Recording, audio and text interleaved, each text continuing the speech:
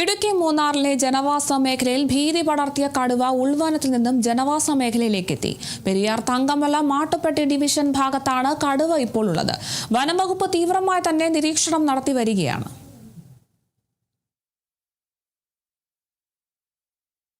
ഈ മാസം 2-ാം തീയതിയാണ് മൂന്നാർ ജനവാസ മേഖലയിൽ ഭീതി പടർത്തിയ കടുവയെ പെരിയാർ ടൈഗർ റിസർവിന്റെ ഉൾവനത്തിലേക്ക് തുറന്നുവിടുന്നത്.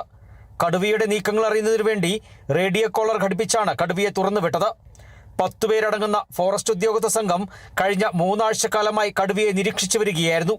ഇതിനിടയിലാണ് ഇന്നലെ രാത്രി 11 മണിയോടുകൂടി തങ്കമല ജനവാസ മേഖലയിലേക്ക് കടന്നതായി സിഗ്നൽ ലഭിക്കുന്നത്. ആത്മാർത്ഥമായി തന്നെ അവർ എത്തിപ്പെടുകയും അവരുദ്ദേശിച്ച കൂടുതൽ പ്രൊട്ടക്ഷൻ അവരുടെ എല്ലാ വാഹനങ്ങളും സജ്ജീകരണങ്ങളും ഒക്കെയായി തന്നെ എത്തിപ്പെട്ട് ആത്മാർത്ഥപരമായ സമീപനമാണ് അവരുടെ ഭാഗത്തുനിന്ന് ഉണ്ടാകുന്നത്.